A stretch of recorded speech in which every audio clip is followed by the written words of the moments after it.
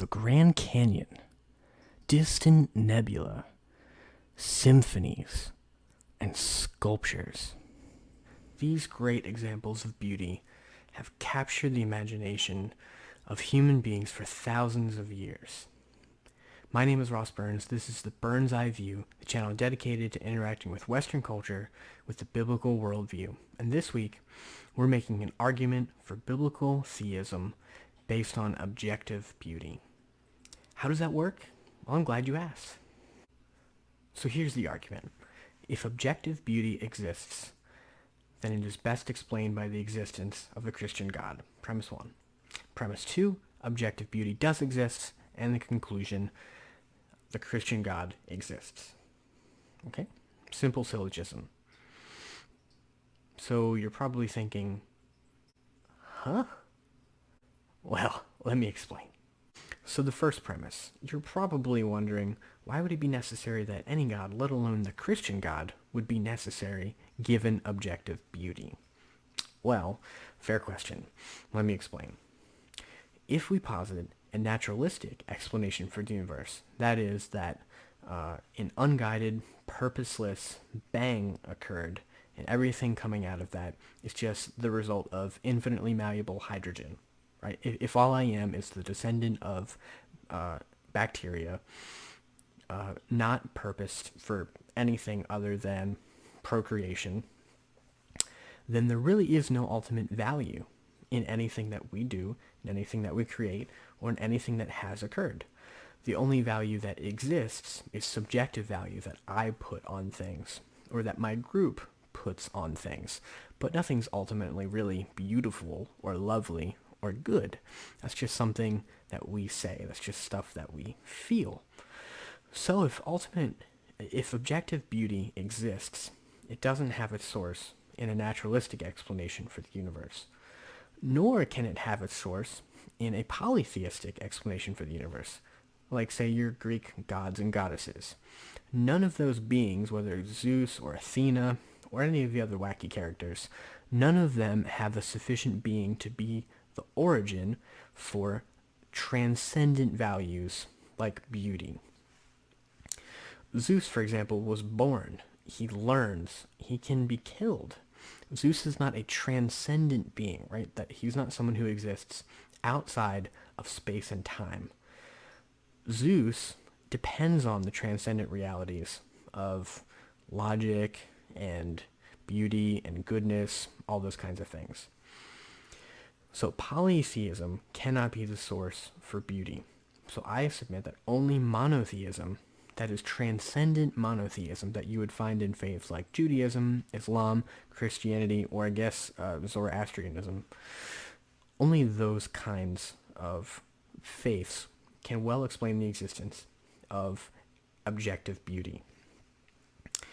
And I would even go so far as to say that only Christian monotheism is sufficient to explain objective beauty. And that's because beauty, I think it can be well said, beauty is best existed. Art is best created for the enjoyment of community, right? I make a painting, I make music for others to enjoy. It's an act of service to my fellow human beings. If, then, music is intertwined with love, then it would need transcendent loving community as its cause, as its source, as its origin. You can't get transcendent love from a monotheistic being like Allah, right? Or the Zoroastrian deity. Because there, as far back as you can go, there was not community. There was only one person, no personal relationship. There was just one being alone. In the Christian conception of reality, we actually believe that there has always existed community, Father, Son, and Holy Spirit, loving one another, and in that sense, we would have a perfectly logical explanation for the existence of art and beauty and those kinds of things, because we are created in the image of God, and we make those things because, well, God makes those things. It's just part of his nature to extend love and affection in those kinds of ways.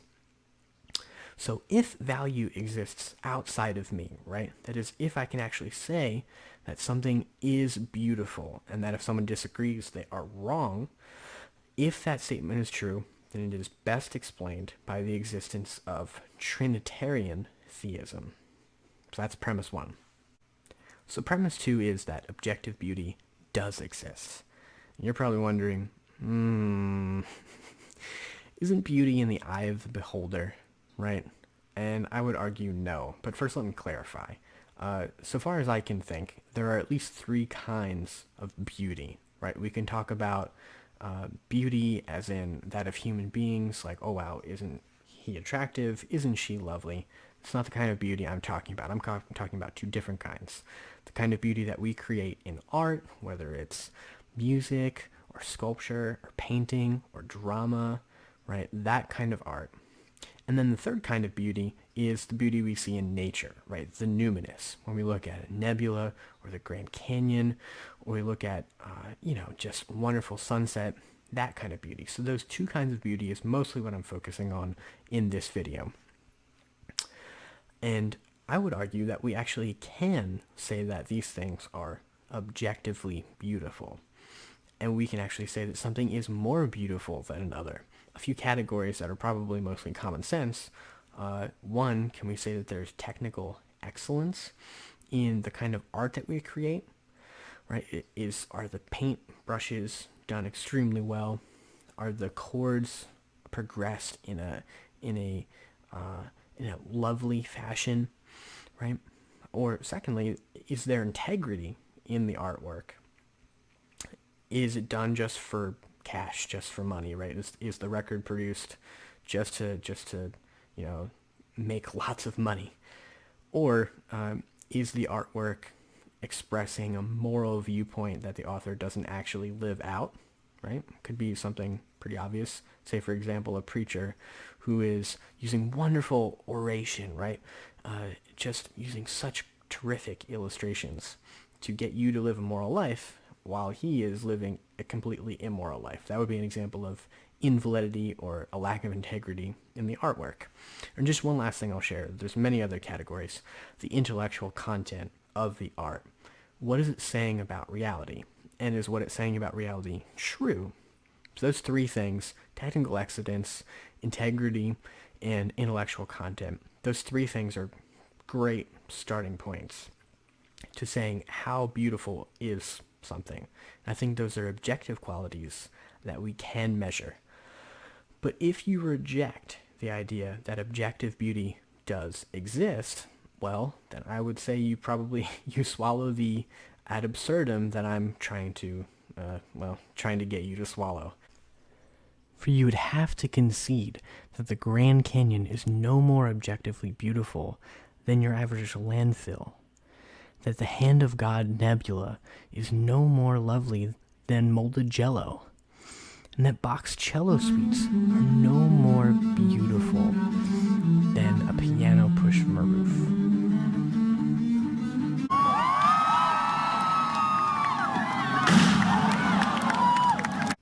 Huh? That's what you'd have to agree to if you say that objective beauty does not exist. I would say, and I think you intuitively understand, that's absurd. Of course things are beautiful. Of course the Grand Canyon is more beautiful than a landfill.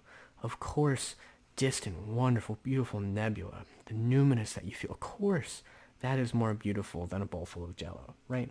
We understand that.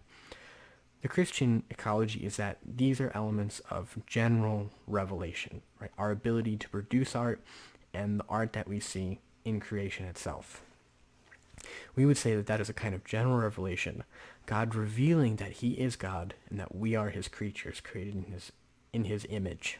And the conclusion necessarily follows from those two premises, right? So if objective beauty exists, it's best explained by the Christian God.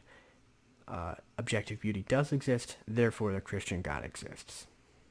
If you think the argument was flawed in some way, or that I didn't substantiate one of the premises, or I overlooked something, please feel free to comment in the section below. or post a response video that I would love to listen to and respond to. And yeah, please feel free. Please feel free to interact. Please like and subscribe. Hit the notification bell. It really helps me. It really helps this content get out. If you're interested in respectful, intellectual dialogue, trying to be honest with one another, then this is the kind of content that I think you should promote. I'm committed to getting content out every single week, and please feel free to connect with me on Twitter, on Facebook. The links are below. You can email, and I hope you have a great week. Thank you.